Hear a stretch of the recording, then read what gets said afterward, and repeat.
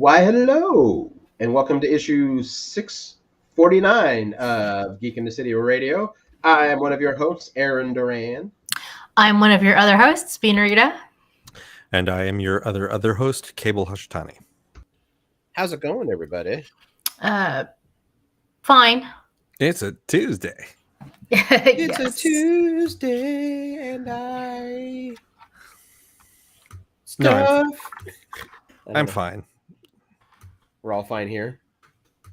Pretty much. I'm fine in the modern definition of fine. That's fair. I got a haircut. I just gave up. I couldn't do it. I just tilted my head as though I was gonna. I'm like trying to look at the side of your head again. Yeah, no, it's through the camera. It's getting kind of muted by the headphones and stuff, but was like the length was bothering you?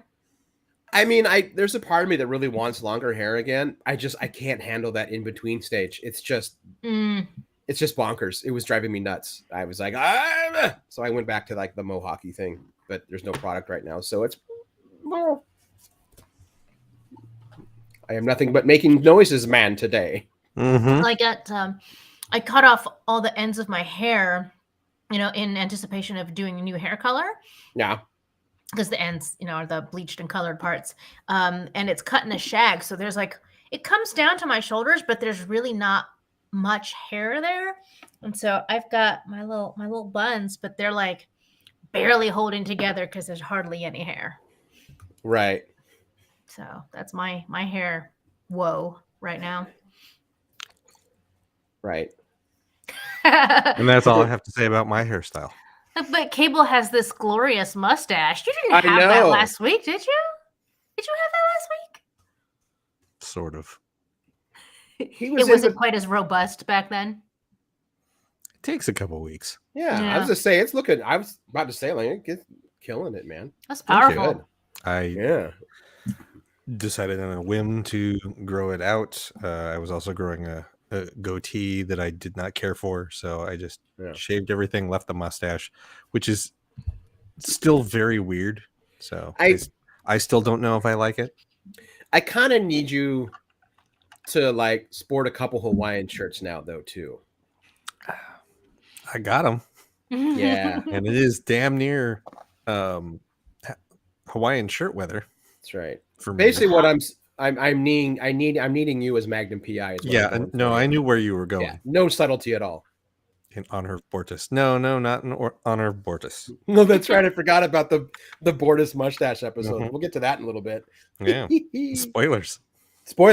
Well, this is spoilers from 3 years ago. This is spoilers for what we're going to talk about on the show tonight. That's true. So no spoilers yet. I guess it's forecasting. Yes. Or something. Yeah. I don't know. I don't know how words work. Most of the time. What are we talking about tonight? Well, the Orville, New Horizons. Gonna check in on the kids in Avatar: The Last Airbender for another couple episodes. And I think we've all watched some trailers. Mm-hmm. Yeah. I know it's not scheduled. I'm just gonna get out of the way. How does Strange New Worlds keep getting better every fucking episode? I mean, Spock-a-muck. Yeah, Spock-a-muck. It was like in terms of, I don't want to say that it's been like, quote, the weakest of Strange New Worlds, because even then it's still one of the best things of Trek ever. I'm comparing it to things that had more of an emotional punch for me. But in terms of me, like, yeah, that's just a thing. Yeah, okay. But I've never... I mean, do we just talk about it really quick and then we roll into the Orville? Sure. Yeah, fuck it. Why not? Trek can do funny, but it has to work at it. Like, and it kind of has to have an outside gimmick, like, The Trouble with Tribbles or Trials and Tribulations or Take Me Out to the Hollow Suite. Like, I love those episodes. They warm my heart. But it wasn't until Spock-a-muck that, like, I just kept giggling. Like, Trek has never made me giggle. Trek has made me giggle. Like, that is all I've done throughout the entirety of Lower Decks seasons 1 and 2. Oh, I guess that's true. I keep forgetting about that. But this was Lower Decks live action. Yeah. And let me rephrase it. I think when I say Trek, I mean live action. Sure. So, no, Lower Decks makes you laugh all the time. Yeah. But this definitely had the spirit of Lower Decks, especially with the plot line of Enterprise Bingo. Enterprise Bingo, which I damn near, this is like inside baseball on a Trek RPG I ran a couple years ago now. But our friend Ryan would kind of like zoom in, he and his wife June from Denver, and they would play with us. Mm-hmm. And he was Bean's XO, I think, was the breakdown. Okay. And there was an adventure where basically their ship's going under a refit or repair, so they're docked at like this ass end of Starfleet space station where the rules are and fucking Ryan came up with a game that he decided that he has always played in his early days of Section 31 called Stun No Stun. Okay. Where they would just, you'd bet whether or not you were going to get hit with a stun or not. And then you just would randomly, you'd hit like a randomizer. He just made this game up like on the fly. And you would randomize the phasers. So we created some one rule. And you either got stunned or no stunned. So when I saw them playing basically phaser quick draw, I fucking lost my shit. Got immediately on the Discord, like, oh my God, you guys have to... If you look at the like there are images of the list floating around out there on social media. Mm-hmm. It is join Stun Club. Yeah. And one of them is a reference to Enterprise also. One of the things on there. Yes. I'm like struggling to remember anything from the list at this point. But we did like we paused to read them all. Also, they were kind of hard to read. No, that's what I mean. That's why there is it. If you like, I've found it on Instagram. I may have even saved it. I'll have to check later. I think I got it here. Yeah. Use transporter to refresh gum. Yep. Phaser Stun Club. Turbo Lift 2-floor shout challenge, which I loved. Set the universal translator to Andorian. What is it? Gravity boot hang challenge. Mm-hmm. Medical tricorder challenge. That's it. The Vulcan marsupial. That's the Enterprise joke. Why is that one the Enterprise joke? It's something I don't remember, but I think that's the joke. Sign the Scorch. EV challenge, unsanctioned cute. Walk. Sit in the captain's chair.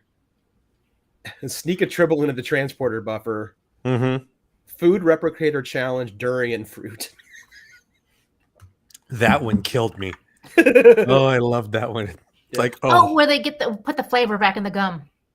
Yeah, that was the first one. That was the first one. Yeah, use the transporter to reflavor gum.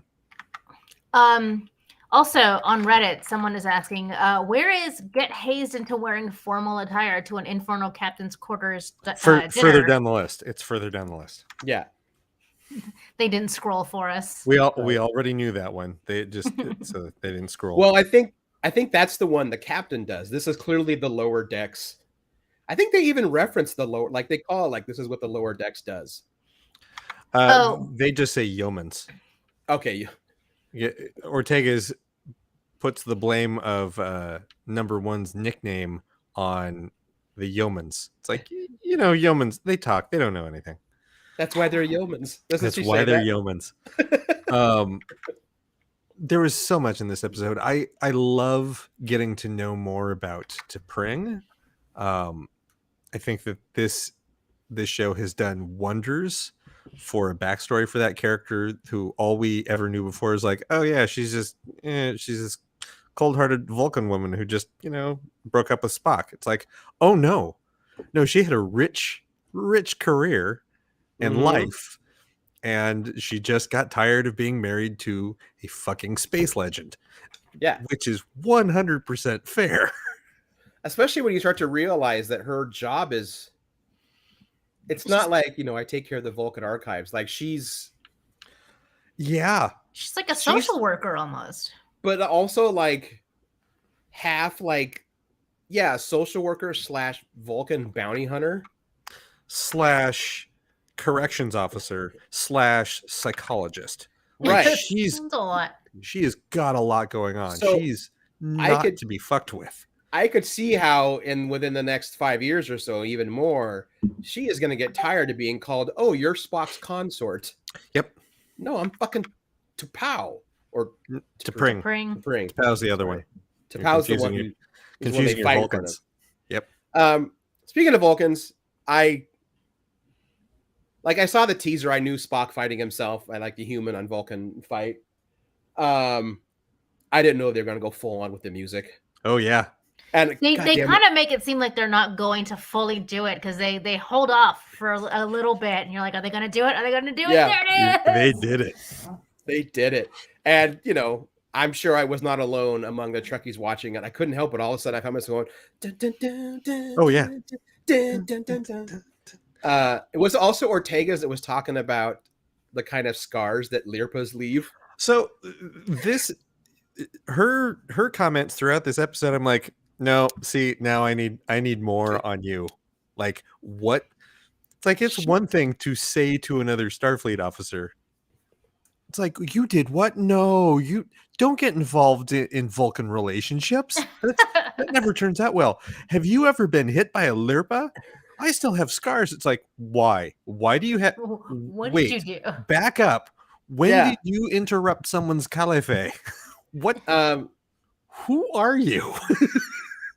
Yeah, I have never wanted to like grovel before an IDW editor more than I do now, trying to get the gig of writing the Ortega's one shot, where it's just a series of vignettes of her past. Because she's a little hellion. She got into trouble.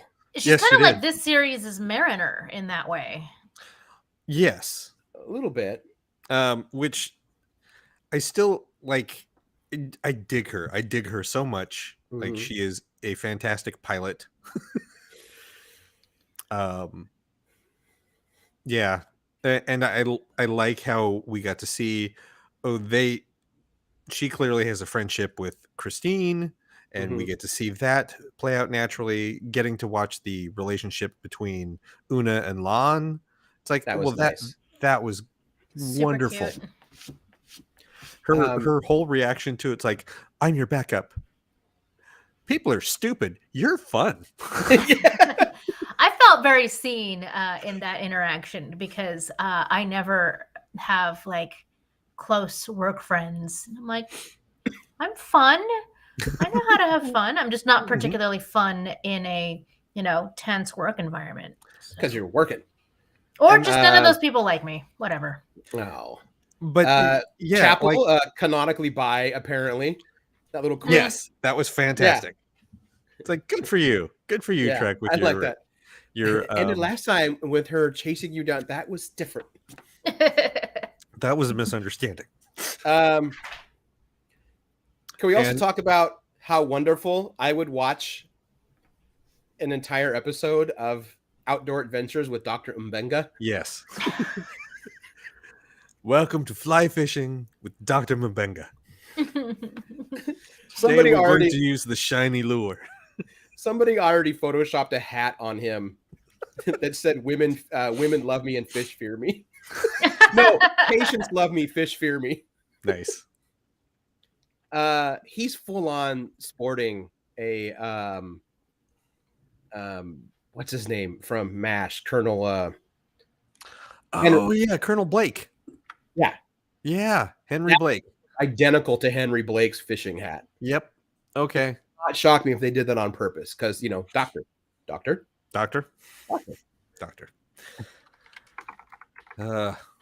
So much good in this episode. It's so much fun that I don't even know if it had an A plot, but it was interesting. The main plot and all of the side plots still had the same message, which Captain Pike wrapped up in 2 words at the end, and it's like, Oh man, I was having so much fun. I didn't realize you were teaching me a fucking lesson. Thanks, Captain Pike. Yeah, right. Where he says the words radical empathy and everything just snaps into place. Like everything about that episode, it's like, oh, Spock and T'Pring and these negotiations and the relationships between these other people, like Una and La'an trying to understand the lower decks. It's like, oh fuck. That was super deep. That was super deep for Also, the funny episode. like they plant the seed between, Chapel and Spock in this episode. But then at the end of the episode, she still goes out of her way, Chapel, to go talk to Pring. Well, first she gives Spock advice, and that's sort of like what sets the whole shenanery into action. But that's hijinks, yes. Very specifically, hijinks. Hijinks. But that's that's just that's not intentional. That it turned into like a blah blah blah a situation. The point is she gave him advice, even though obviously like that's where she's like, okay, this guy's not so bad. And then at the end, she goes and talks to T'Pring, who I'm assuming she really doesn't know. But yeah, she talks to T'Pring after, because when she first talks to T'Pring, it's not T'Pring, right? Are there 3 scenes? I just remember that towards the very end of the episode, she goes and talks to. Where does she go? Oh no, I'm sorry. Maybe I'm remembering it wrong. Maybe she goes to talk to Spock, but it's actually T'Pring. No. Sorry. Spock into T'Pring's body comes to find her, and they talk. And T'Pring comes to her. I didn't mean for you to go so literal with it. Right. It's actually Spock. I did like the fact that the one thing that normally they would have gone, oh, this is going to be the point of tension. These two characters are going to hide this from everybody. No, the first thing they do is they tell Pike. It's like, oh, we need to tell Pike what's going on right now. Yeah. And they're like, oh, I agree. And they just tell him, and he's like, okay. Sure. That's a Vulcan thing, I guess. It sounds like a Vulcan thing. I have to talk about the fact that I love that we get the return of the captain's casual duty uniform. Sharp. The revamped green wraparound. Oh, fuck, that was gorgeous. The best. I love that uniform. I do love the little nods to some TOS episodes that they have in here. Mm-hmm. Like, Mbenga studying Vulcan physiology, which will come into play in a TOS episode when he treats Spock in a private little war. Yep. But the one that cracked me up the most was when they mentioned the planet where Christine dated that woman, which is Argelius 2, which is the Jack the Ripper episode, where everyone on the planet is dedicated to pleasure and enjoyment. Yes. Yeah, she dated the girl on Argelius 2, and I was like, nerds. Says the guy who caught the reference. Yeah, well, somebody has to. That's their job. Yeah, that's my job too. Also, was this the first time we have ever seen a female Bolian in Trek? Yes. Yeah, that's kind of cool. That's all. I was like, oh. And they did talk about there was a slight redesign to how the Bolians looked, which is probably easier on the makeup and easier on the actor. Yeah, I'm sure. Yeah,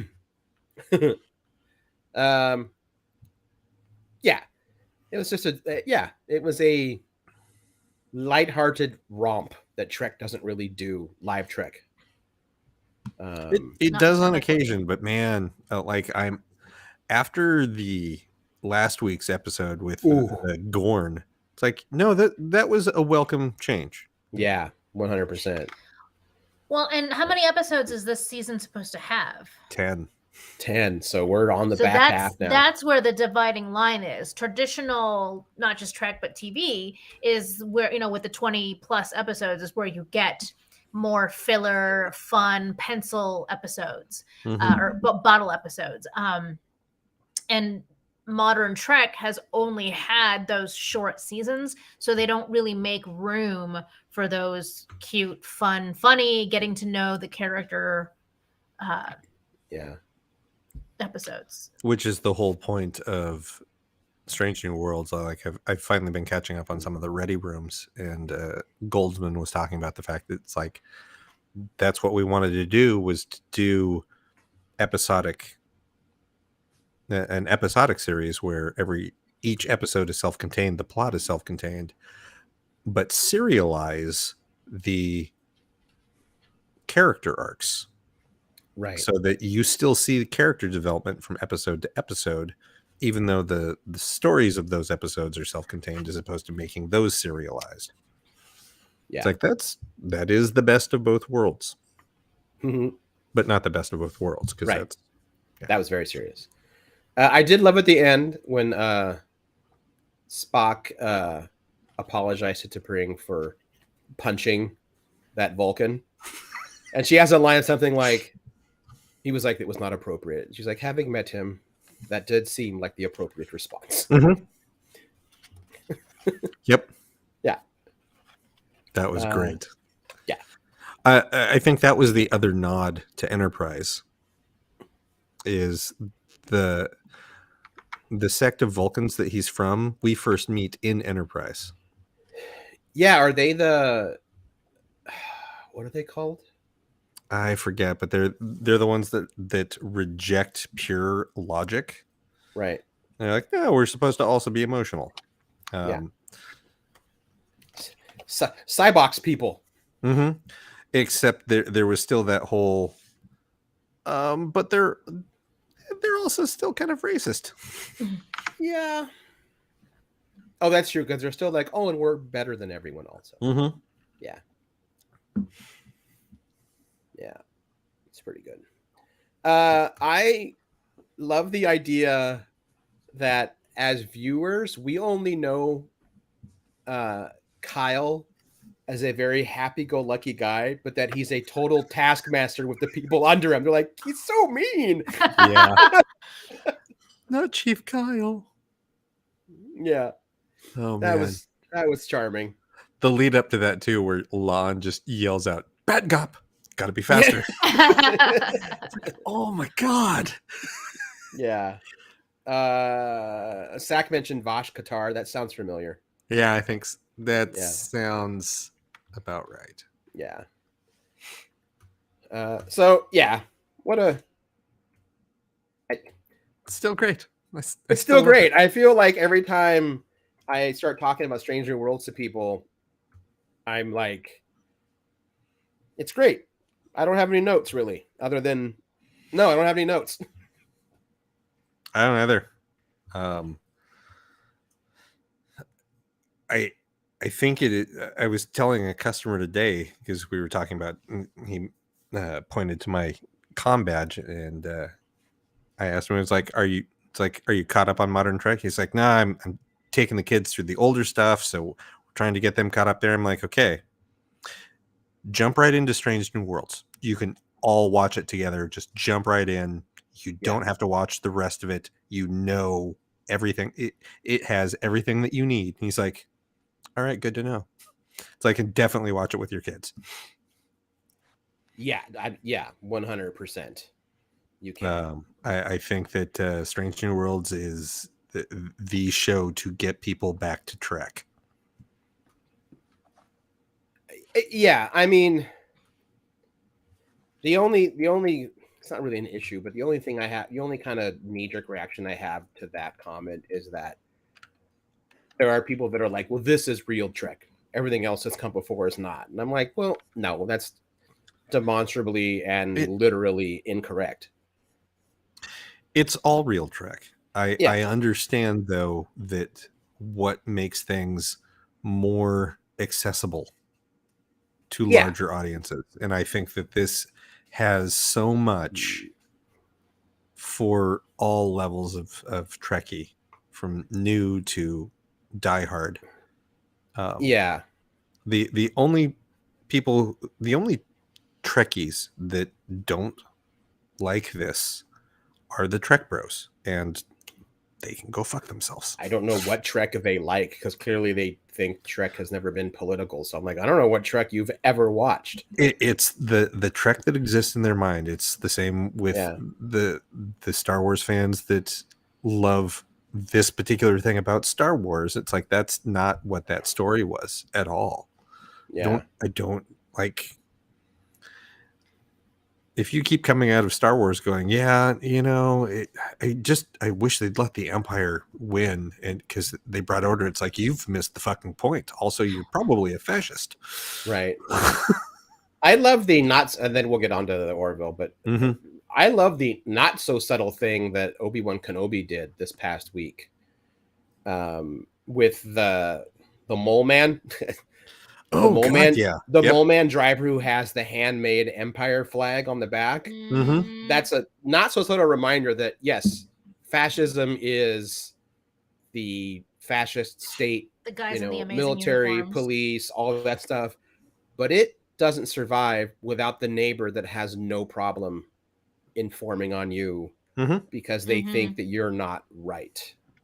That's also how fascism thrives, and that's that mole man driver, like right there. That whole attitude,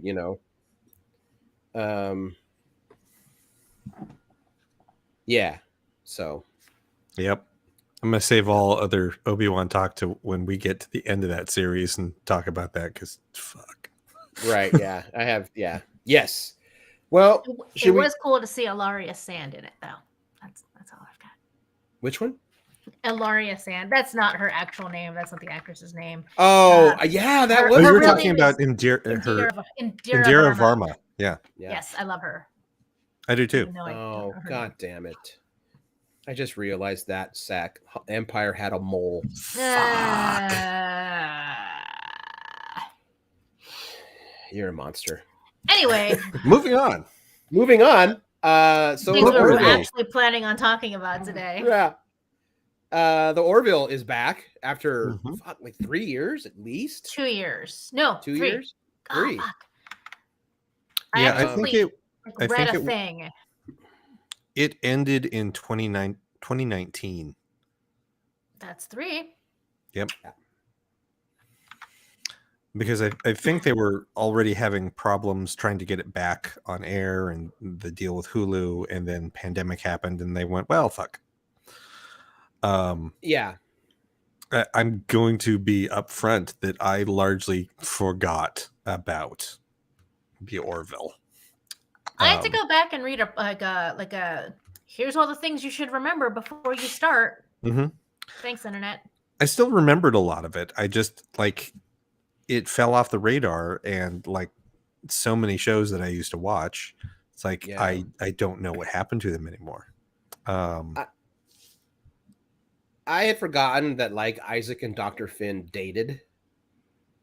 Oh, I hadn't. I had forgotten that until it's brought up, that like she's having these conflicting feelings and whatnot. I do like that they did not show the war dragging on. I like how they give us that quick opening, and then it's a nightmare, so they bring you right into it.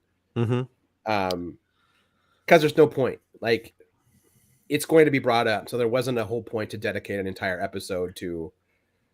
Did Earth survive the war? And we're like, yeah, because we've seen clips of season 3 where there's Earth and the fleet. So, yeah. So I appreciated that. But that fucking show got serious really fast. Yeah, I was watching it with Matthew last night, and the thing that we both commented on in that in the first act, in the first third, is like, I would be more impressed by all of these visuals and everybody on the show and the things that they're doing if it was before Strange New Worlds came out. And it's totally unfair.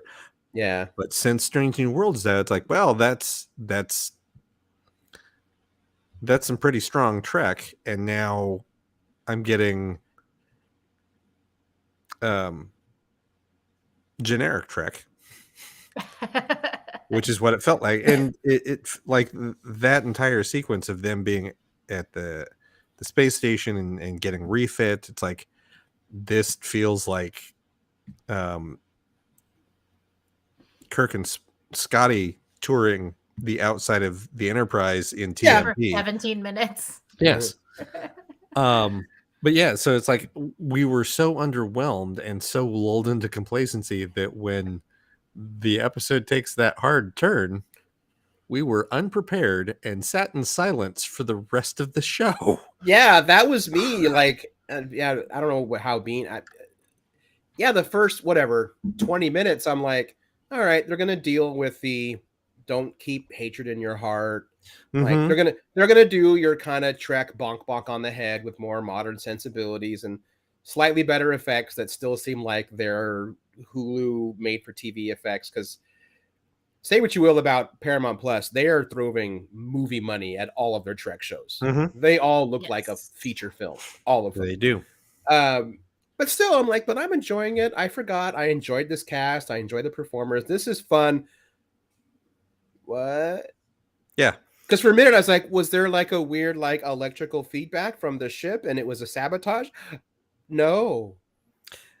Okay. Yeah, as soon as so if you have not watched this episode, folks, and you're planning on it, skip ahead to the next section because we're going to do a lot of spoilers. Jump ahead for like 20 minutes or so.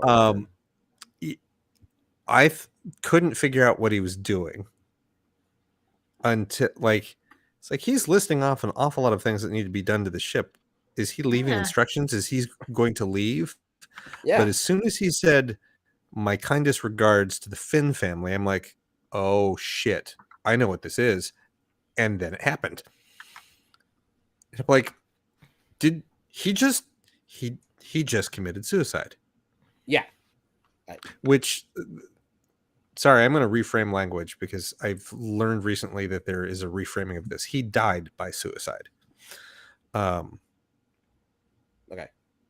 And then that's what the episode became about, was everyone's point of views on the discussion of suicide.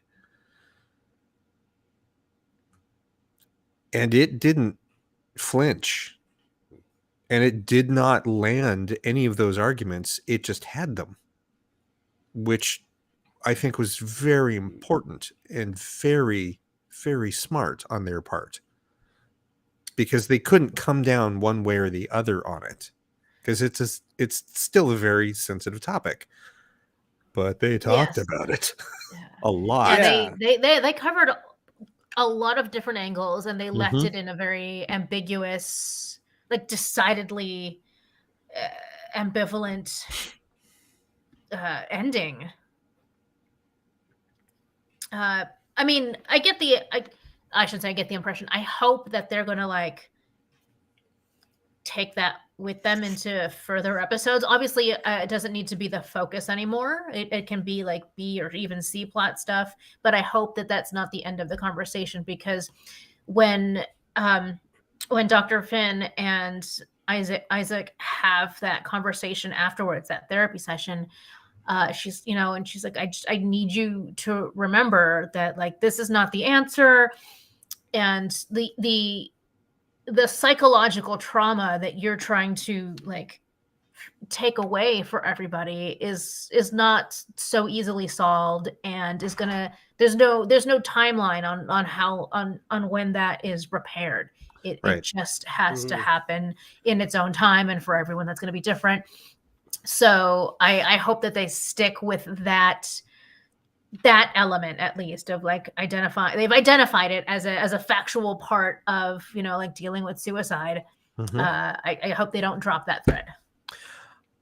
And I don't think they will. I feel like it was very important that Dr. Finn changed her language when she kept trying to talk to him about his how he felt about it, and what he was feeling, and like, which is still the thing that arguably that's the part that frustrates me the most. It's like, dude, he doesn't have emotions. he's not developing emotions. When he says he doesn't have feelings about this, he doesn't have feelings. I think the captain's speech at his funeral made the most sense. It's like he has whatever emotions we projected onto him. It's like, yes, that's what's happening. But when she switches to, it's like, I'm not going to come at you from an emotional standpoint. Let me come at you logically. And it's like, when you made this decision, what facts did you base this on? These facts. Did you have these other facts? They weren't available to me. Do you see where this then makes it problematic that was your decision? Oh, I did not have all of the information available in order to make an informed decision. Okay. That I understand. And I like that also, as if I hope you don't ever find yourself in this position, but if you find yourself in this position, maybe that is a tact that you can take. Yeah. Is before you make decisions, understand that you might not have all of the information necessary to make that decision. I like what Norm has to say here. Someone in that writer's room has dealt with a family member or friend who died from suicide. I wholeheartedly was not ready for the show to go to that place. I'm right there with him. Yeah.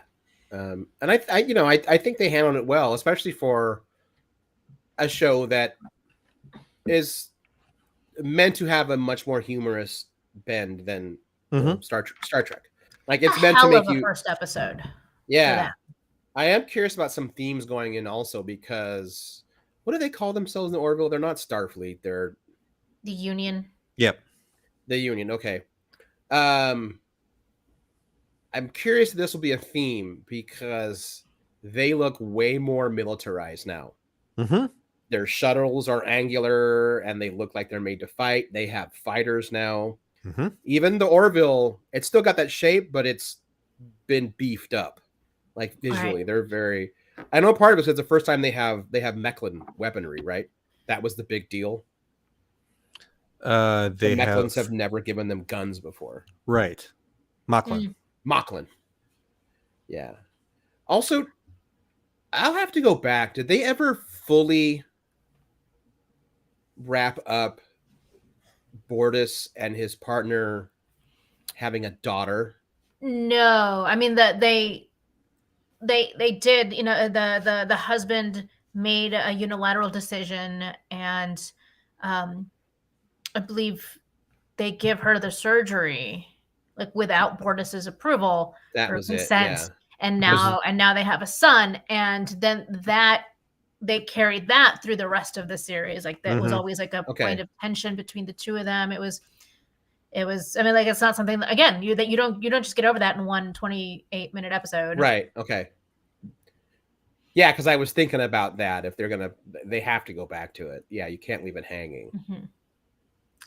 Yeah. Back to what you were saying about the ships. I didn't really recognize the change. I did notice that they spent a lot of time showing us their ships, but I don't hold on to ship design like you do. Yeah, I'm a nerd. But I think that had more to do with we need to show that we are also still a space show, and that we have a bigger budget. We need to show not only the audience but the people who've given us this money to make this show. Right. Look what we're doing with it. And now we're going to spend 2/3 of the show talking about suicide. Right. But and they also spent a lot of time. Sorry. Go. They also spent a lot of time talking about how, like, the threat of the Kalons is not over, and that's why it was part of why it was so important that Isaac stick around, and like why he was reinstated, even though it's making a lot of people unhappy. Right.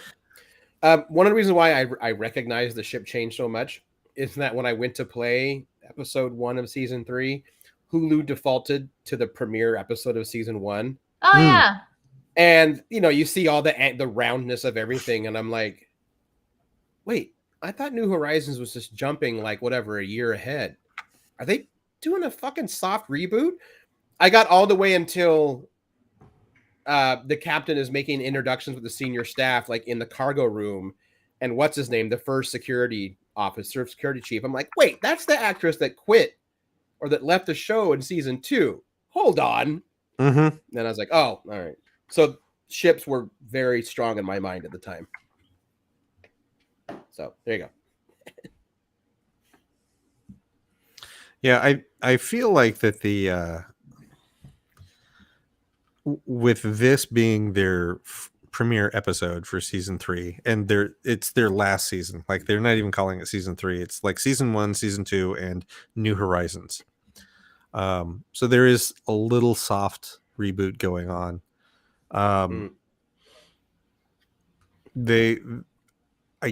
Understand that we have to show people why we like. There's a new Star Trek episode every goddamn week now. Paramount finally figured it out and went, oh, we need to have new Star Trek. When? Every week. Back to back. Yeah. Every week. Non-stop. I don't care what show it is. It is, we have new Star Trek every week. Yeah. Also, bring every single Star Trek thing home. Yeah, but we have contracts with this. I don't fucking care. Bring it here. It's the only reason people buy Paramount Plus. Yep. DS9 is officially leaving Netflix, I think, next week. Yep. It's all going away. Yep. Which would be fine if Paramount Plus ever made their streaming app as stable as Netflix. Anyway. But like, so showcasing the fact that no, we are still a show with relevance. It was very smart on their part, and they handled I don't feel like it wasn't clean. It was a messy handling of it, but that whole topic and life is messy, and that was okay. Yeah, I didn't dock at any points for being a little bit all over the place. I also didn't dock them points for having a different vibe and the long gap. I know a lot of that was unanticipated and out of anyone's control. Yeah.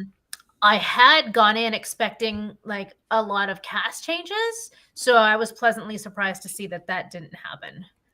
Because when you add a different name onto your series, it kind of leaves the impression that you're making some big changes.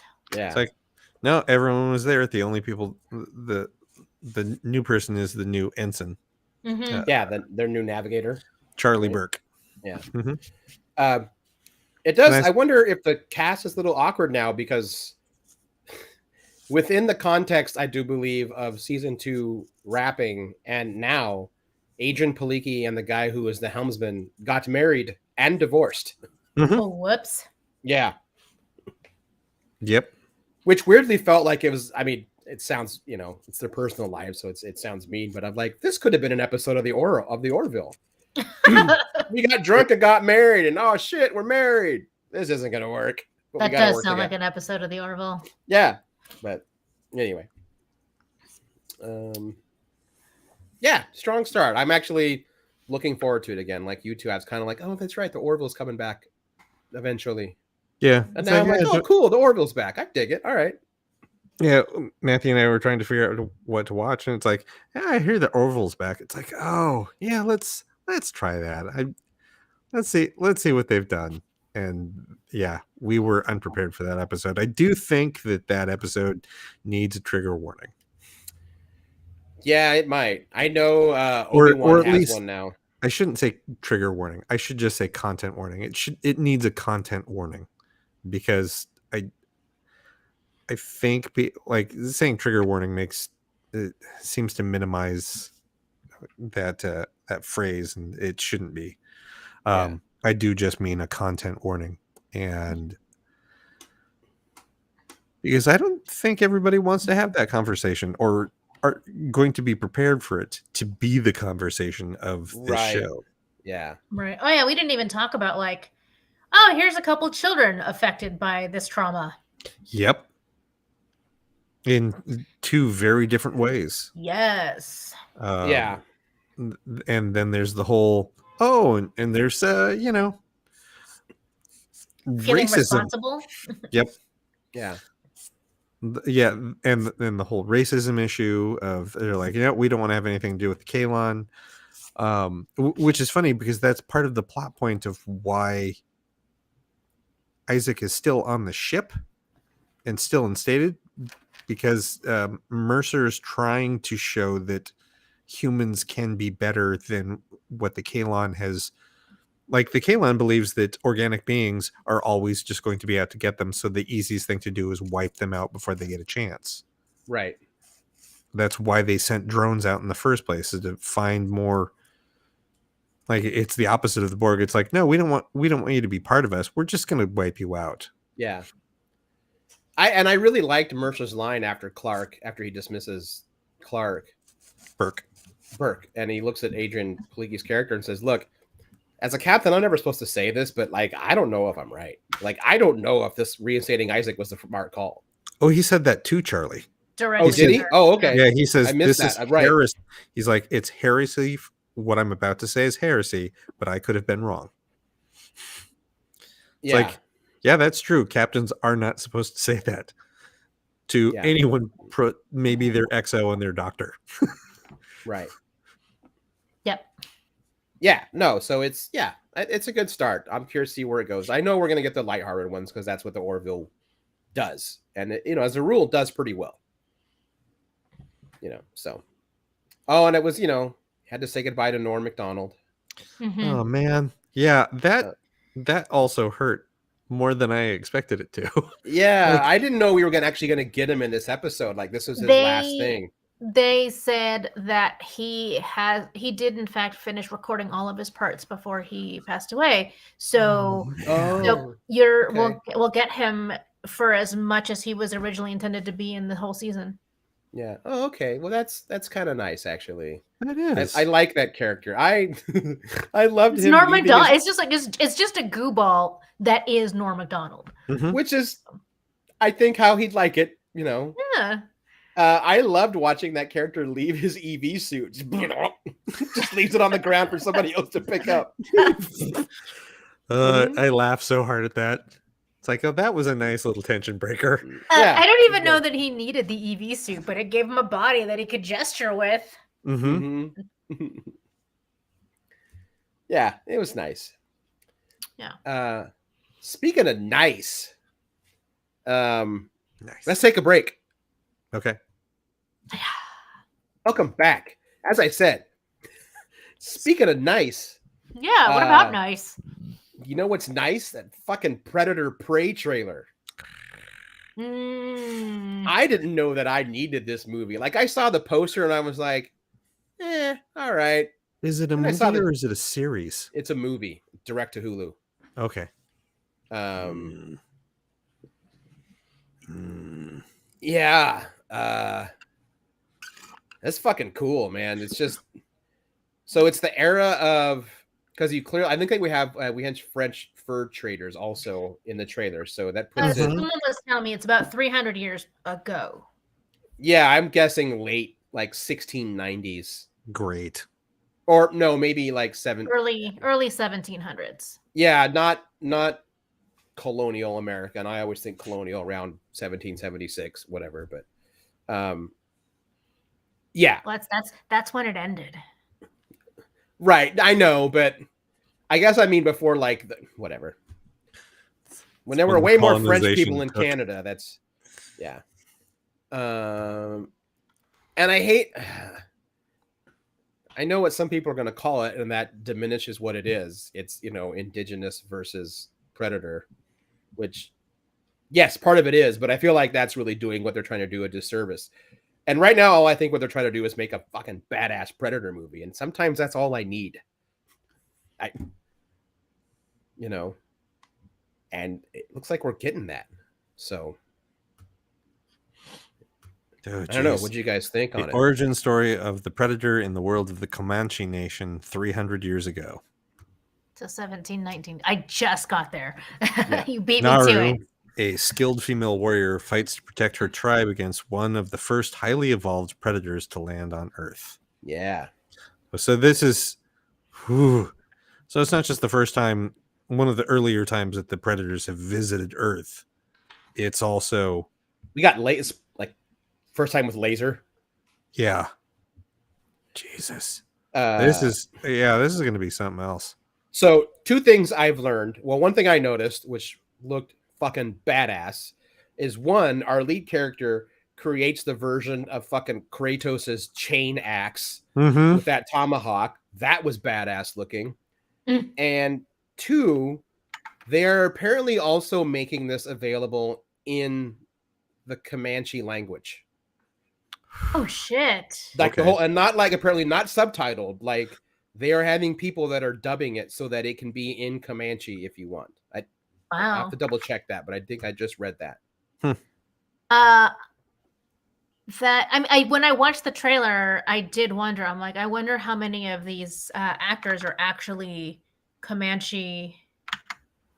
Or, well, I mean, like I said, I don't know enough about Comanche to know, like, are they still around? Do they go by a different name nowadays? Or have they like blended with other groups?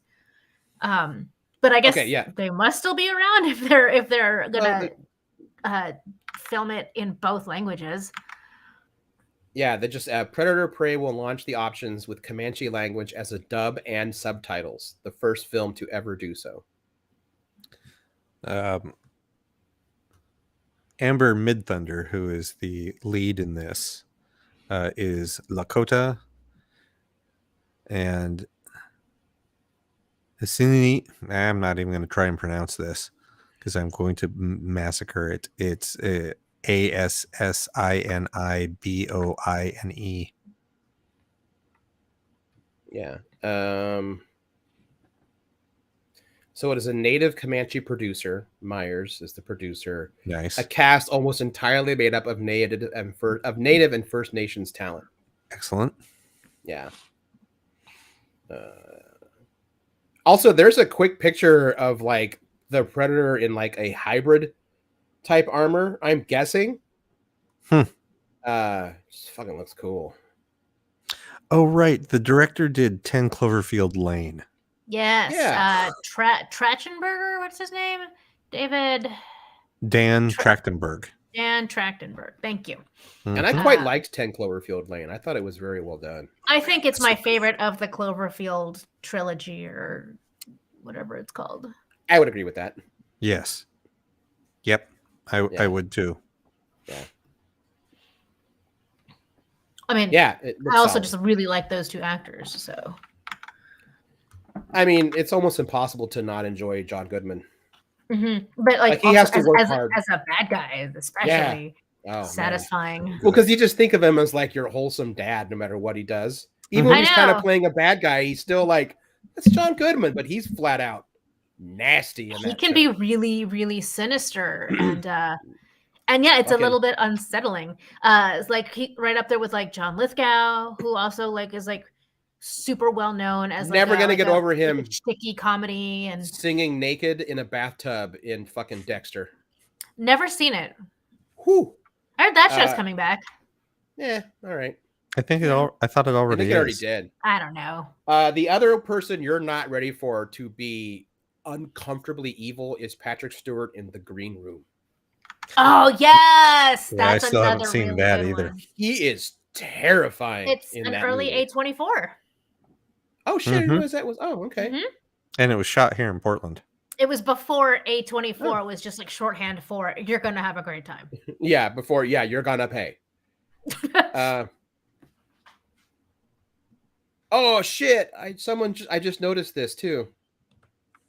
So they've been showing images of the lead actor, her character in it with her facial paint, but the official poster has the same paint, but it's in the glowing Predator blood. I just saw that. Fucking cool, man. Yeah, that's what I mean. Everything I watch about, like, yes, it's going to be probably very important representation, all that, but in the end, you got to make a Predator movie just fucking cool, and that's what this looks like. Yeah, it looks like I haven't seen a Predator movie since like the original when I was a kid, but I'm looking forward to this. Oh man, maybe I'll do a ranking one day. I have thoughts. I feel like the last Predator movie I saw was Predators with Adrian Brody. That's fucking good. Yeah. Nope. I It's enjoyed got a it. couple problematic elements, but it's also with characters that are horrible people, so you can kind of like, all right. How many even are there? There are lots. There are a No, lot. I think I also saw the very last Predator movie with the Super Predator. Yeah, The And Predator. yeah, It was not good. no, it was not. No. I think the only other thing I remember from that is Keegan Michael Key is in it.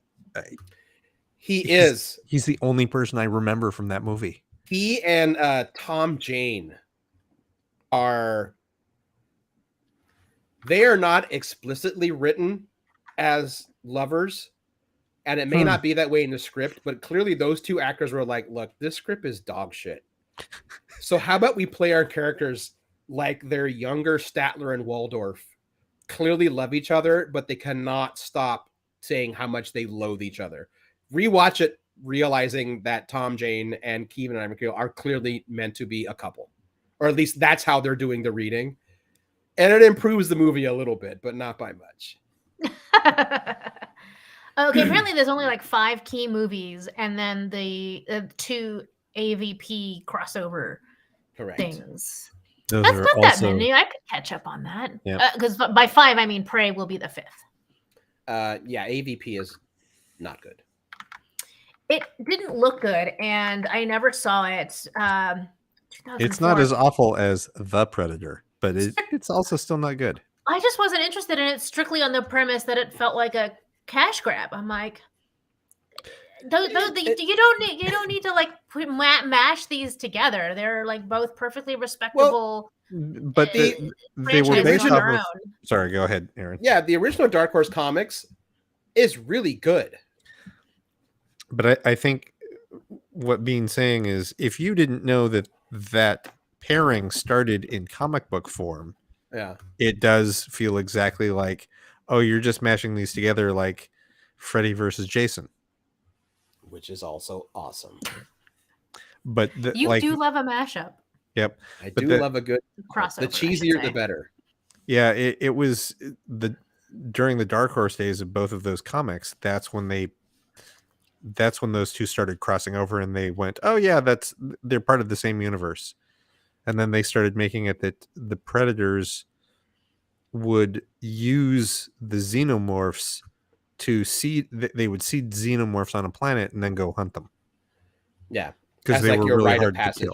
Yep. Yeah. Right. I remember that from just from the trailer. Yeah. Yep.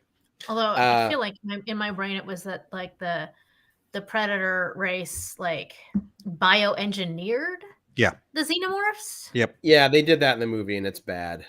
It's not good. And then Prometheus erased all that.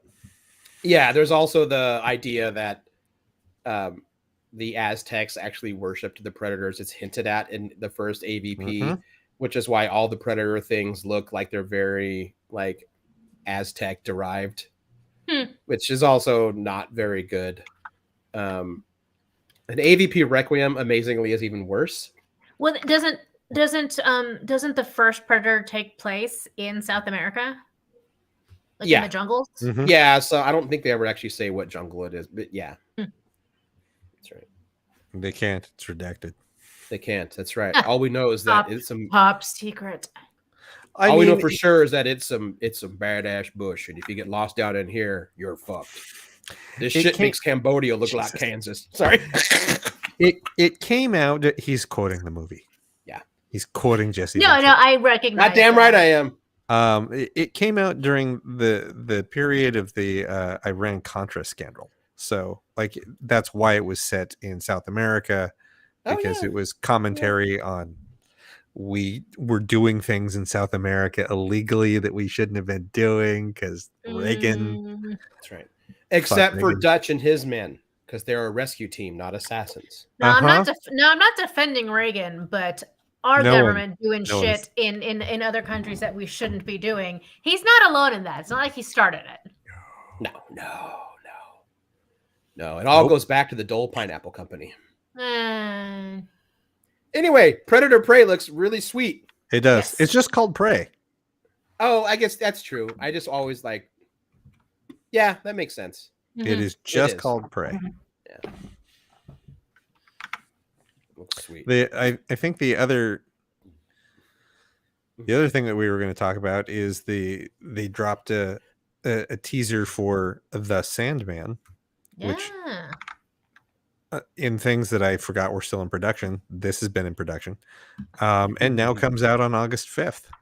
Yeah, which is soon. Very soon. Because it's fucking June. It's June, guys. Yeah, I know. I know, like I know because Season of Bruja comes out tomorrow, June 8th. And like we just talked about this too. The cast for this looks great. It's right, I keep forgetting that Gwendolyn Christie is Lucifer. That's awesome. Oh yes, I also forgot that. I am going to watch it, but I'm also not like appropriately excited or interested in it in any like tangible way because I've never read The Sandman. Oh, so yeah, well, I know it's like up there on like must read, classics, but I just haven't gotten there. It's so much extra time too. Yeah, it's definitely like you hear a lot of geeks like, oh, you have to read this. You have to read this. Sandman is actually ones that I think you would enjoy. You don't have to read out of some like desire to be like a geek around us. Like The Sandman is legitimately a good piece of like art.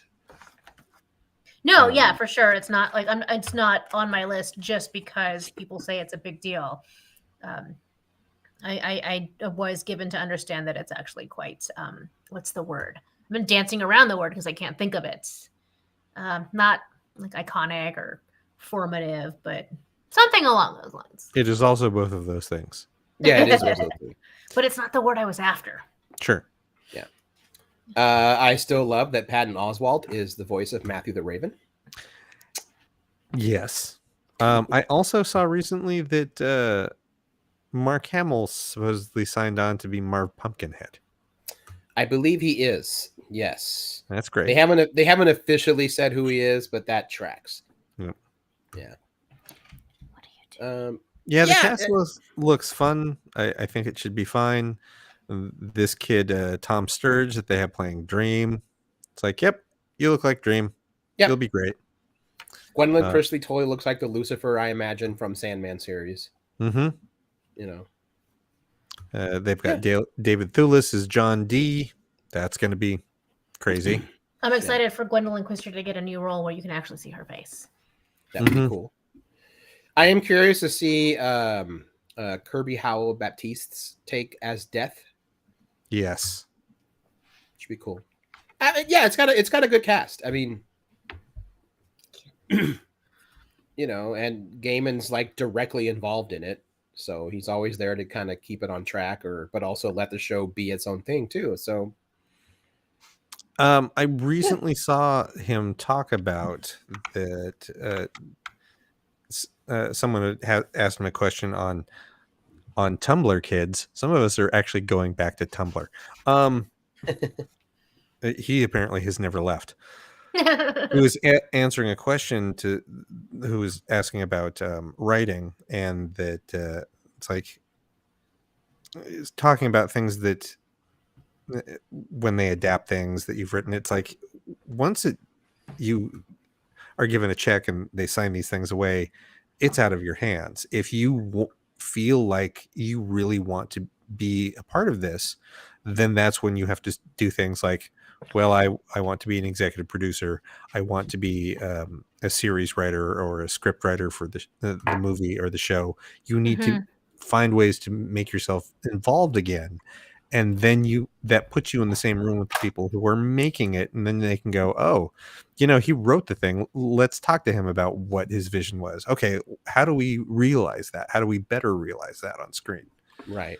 And then that also puts you in the same room with people who are going, what I interpreted was this. It's like, oh, that's fucking better than what I wrote. Let's do that. Yeah.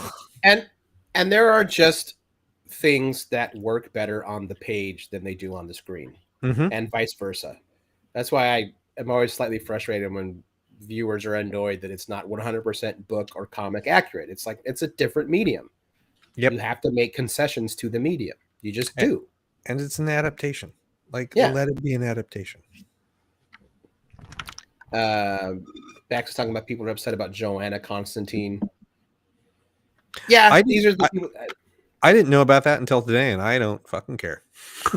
I knew about Gwendolyn Christie's roots, but I didn't realize about Joanna Constantine, and I'm like, all right, fine. Yep, that's Jenna Coleman playing Joanna Constantine. It's like, yeah, sure. Yeah, she's British, and I'm sure she has snark. And I hope she chain smokes. What do you need? But yeah, no kidding. They probably won't do that. I hope they do. Yep.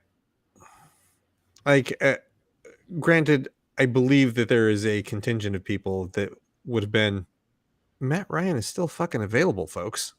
But like, if you want to put your own stamp on things, sometimes that's you move away from the thing that's like, yeah. But he's right fucking there. Matt Ryan is right there. That just means that somewhere in the future, we can have a multiverse of Constantines. We already do. What is the connection between John Constantine and Joanna Constantine? I assume there is gender swapped John Constantine. Yeah. Ah, okay. And then that we seems got obvious now. And then we also have Keanu Reeves as John Constantine. Mm-hmm. So we could have Keanu Reeves, Matt Ryan, and Jenna Coleman all playing Constantine in a thing. That sounds fun. I'd go to that. Yep. And Zatanna has a problem with every single version of them because they've all been a pain in her ass. Yep. And it's all Clary and the Witch Boy's fault because someone dared him to get them all together. When is it not? When is it not? Etrigan dared Clary and the Witch Boy to mash all the Constantines together and then left that mystical flaming bag of turd on Zatanna's doorstep, rang the doorbell, and went, hee. Rude. Fuck, I want to watch that movie now. Yep. There you go. Write the script. That's right. Listen to me, DC. Yeah, that's how that works, Aaron. Yeah, I know. Before we move on to Avatar, I did want to Celebration was a couple weeks ago, and it is now coming out that Ahsoka, the upcoming television series with Rosario Dawson, is in fact the sequel to Rebels in live action. Yeah. Ah, cool. In that, not only do we get Sabine Wren, but I believe we're getting Harrison Dula, who was in the trailer. Oh shit! And that probably means we're also getting Zeb and Chopper. Well, Chopper came out on stage with her. Yep. Here's the thing: if you go to IMDb, there are castings. There's a cast list, and it has Rosario Dawson as Ahsoka and the actress whose name I don't remember right now, who's playing Sabine, and then it has a list of other people who are and apparently Hayden Christensen playing Darth Vader. So we'll get some flashback. That'll be fun. And then there are some actors listed with no characters yet. Looking at you, Lars Mikkelsen. But I have some sneaking suspicions. One of the is Lars been added to that list? He has. Oh shit! Now wait, let me pull it up. I'm not seeing that on here. Also, Mary Elizabeth Winstead. So Mary Elizabeth Winstead and Ray Stevenson. Where's the right one? There it is. Yeah, I'm not seeing that other person either. Yeah, so if you just type in Ahsoka cast on just Google, he comes up. No, that's a fan cast. That's wrong. I am talking solely it's on showing everybody else too. On IMDb, it's only got 6 people. It's Rosario Dawson, Hayden Christensen, Natasha Leo Bordizzo, who's playing Sabine, and then Mary Elizabeth Winstead, Ray Stevenson, and Ivana Sakno. Without names without attributed. credits. I will bet dollars to donuts that Mary Elizabeth Winstead is Hera and Ray Stevenson is fucking Zeb.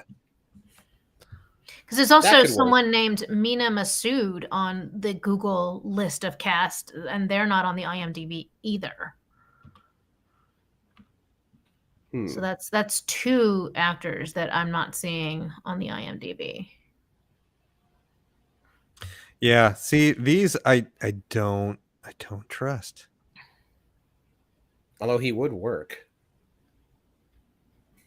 Who? Lars? Lars. As who? Thrawn. Lars Mikkelsen played Grand Admiral Thrawn on Rebels. Oh, okay. I don't think I realized that. God, that Mikkelsen family, they're very intense looking, all of them. Yep. Yeah, he is related to Mads, right? That's his brother. Yes. Yep. Yeah. Yeah, where is, like, that's what I don't understand is, yes, it's right there at the top of Google, but where is that from? I don't know. Oh, really quick on the whole Mads Mikkelsen thing, and then we'll jump into Avatar. If you guys have not seen it, go find Riders of Justice with Mads Mikkelsen.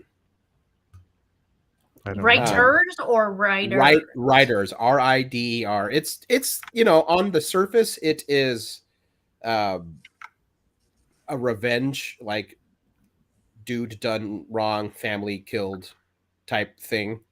But it ends up being much more deeper than that. Incredibly well performed and well shot and very emotional. Like I was not expecting it to be that good. And that's Matt. Oh, Matt's not Lars. Yeah, I meant Matt. We're Mads. Okay, Mina Masood and Lars Mikkelsen are still rumored. They are not actual cast members. Mm-hmm. All right. Well, should we jump into Avatar? Let's do that. Did I not? Okay. Why don't you guys kick off? I have to grab water, or I'm going to just keep coughing. Go do that. All right. So I'll be right back. Go ahead. Okay. All right. So the 2 episodes for this week are episodes 15 and 16. The first is called The Tales of Ba Sing Se, and episode 16 is Appa's Lost Days. The Tales of Ba Sing Se was, I mean, it's what it says on the tin. It's a bunch of shorts, really shorts, stories featuring all of the characters and what they were doing. Yes, in fact, they fit 6 shorts into one stand-length episode. I initially thought that it was going to be just like a cute little filler episode, but I was glad to be wrong. Okay, I'm the other direction. I thought this might be a more interesting episode, and I found it mostly filler. Interesting. So what's your take? I mean, I won't call it important, but it wasn't a throwaway in my final decision, or what's the word? In my final estimation appraisal of the show. So like Katara and Toph, like they legitimately have a good time together, just the 2 of them for the first time ever. Mm-hmm. So that's important for the development of their relationship. I think we've always known that Iroh is like a pretty good guy, all things considered. But you learn in his short story that like, no, he's not just a good guy. He like actively wants to help people. And we get to see that he's like still deeply heartbroken about losing his son. Mm-hmm. Yeah, that was far more emotional than I expected it to be. I was not ready for that. Yeah, I actually teared up when he sings the song the second time. Mm-hmm. Mm-hmm. And it's then really powerful. Short. Then the Avatar, Aang goes out and creates an outdoor zoo. Mm-hmm. That was the episode that I was. That's the scene that I was talking about in our last session. So the episode with the drill trying to cut through the wall of Ba Sing Se, he does some pretty cool earthbending to help stop the drill from penetrating the wall. But the earth bending that he does in this episode is incredibly more impressive than anything he's done so far. Mm-hmm. And it wasn't for any life-saving, war-ending anything. It was just, your zoo is sad and janky, and I would like to help you with that. Mm-hmm. Sokka's is fine. It is another example of how smart he is, because he's writing haikus to build conversation on the fly. Mm-hmm. He has a fucking rap battle. I loved that. I loved it so much. Had not considered it that way. Mm-hmm. Zuko's was interesting. The only note I have was he bad at girls. He's bad at all social interaction that isn't I must find and defeat and capture the Avatar. That's a good point. Like, he doesn't know how to just be like a regular person anymore. No one has shown him how to do it. The person that was pushing him that direction was his mother, Right. His sister pretty much killed. Yeah. But yeah, we can also see that, like, okay, so he's bad at girls, but not for lack of interest. By the end, you can see, like, I did have a good time though.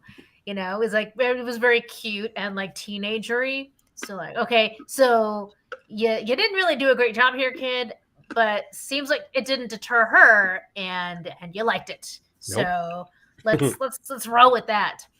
And then Momo's, which definitely seemed like it was going to be the least valuable of these short stories, was actually the most important part of the whole episode, because it leads to a clue about what has happened to Appa.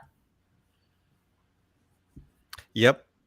I think my take, like, I see your point in all of those short stories. I did not take that away when I watched it. I'm like, oh, okay.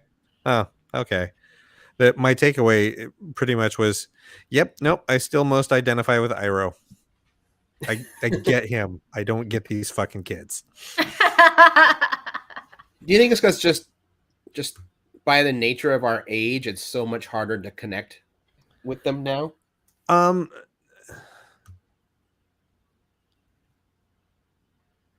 Maybe that's part of it. I think it's also,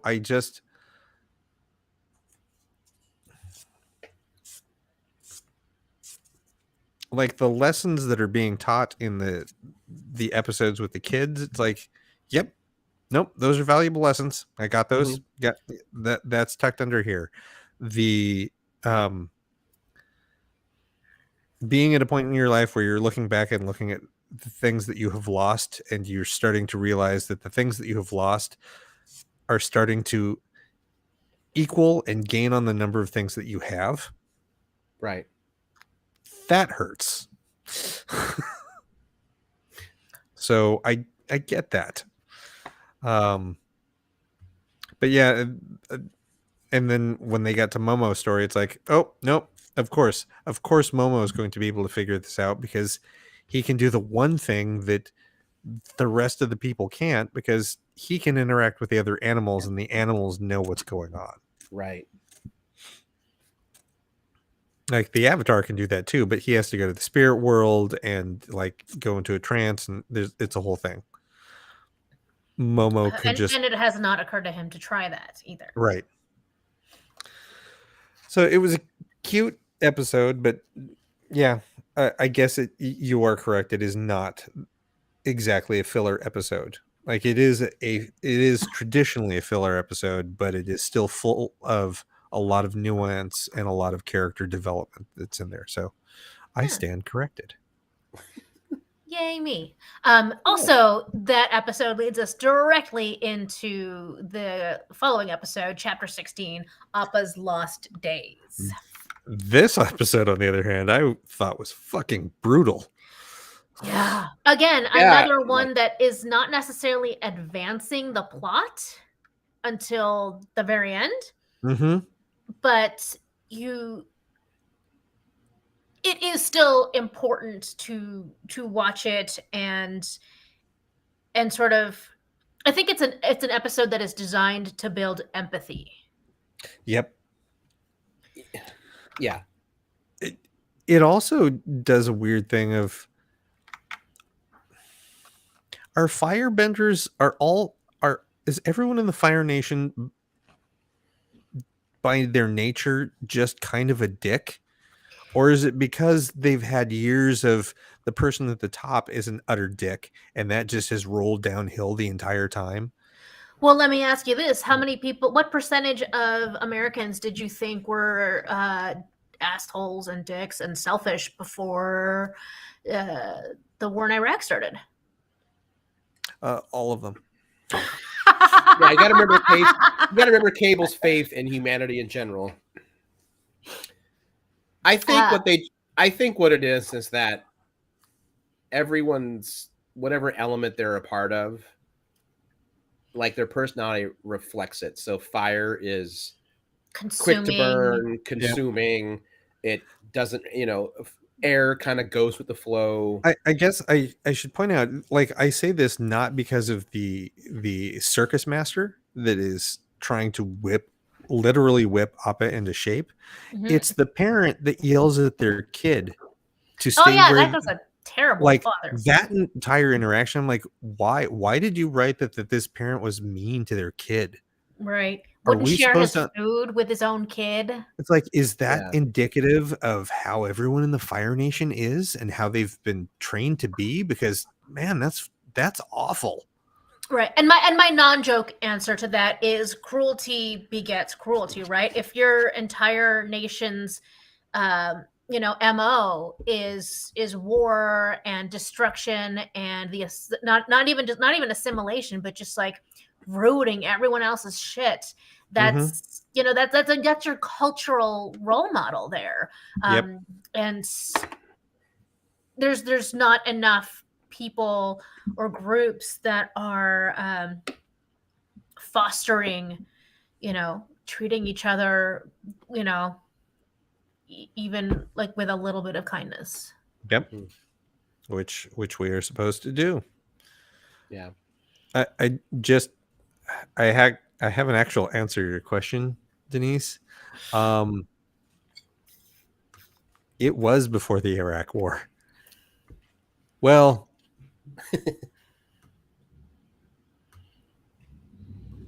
yeah, the second one, during Bush Jr., because I had gone to Berlin for 3 weeks.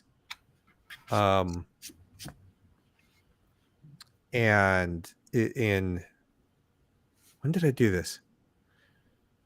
When I was there, we shot down a plane from China.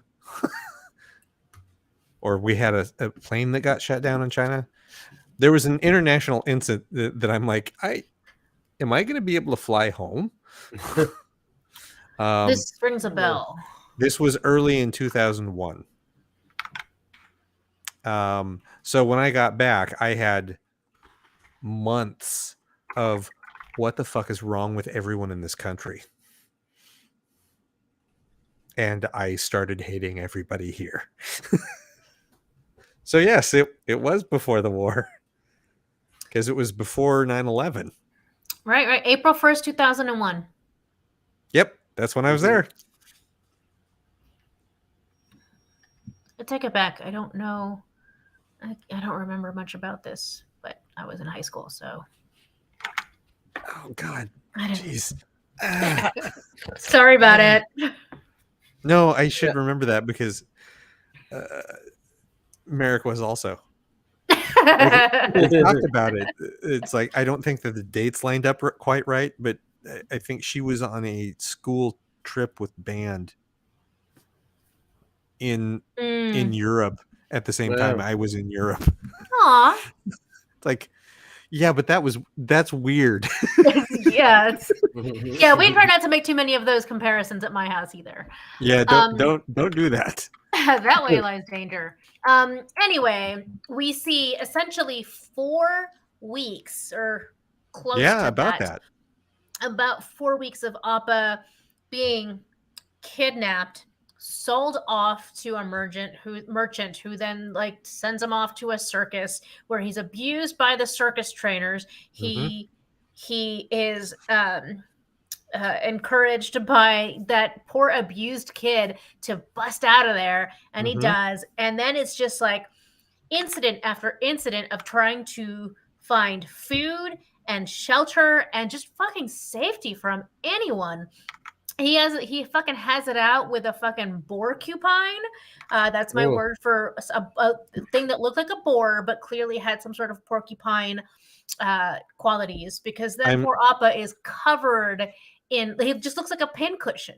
I'm pretty sure that porcupine is the exact name for that thing, given all the other animals that we've encountered in this show, including the platypus bear. Yeah, they're not exactly tricky names to figure out. And then finally, you think he's gonna be safe because Suki and her team of warriors find him purely by incident, and they're so close to Ba Sing Se, but then they get attacked by the mean girls from the Fire Nation, and he has to fly off again on his own, and then makes it all the way back to the original Air Temple where he and Aang very first started their journey 100 years ago. I thought that was a different Air Temple. Was it? It looks exactly like the one from his memories, because he has those flashback dreams. Oh, you're right. I thought he said it was the Eastern Air Temple, and I thought he was originally from the Southern Air Temple. Because there's the Southern, Northern, and apparently an Eastern and probably a Western. They're swinging doors on the Western Air Temple. That's how you know it's a...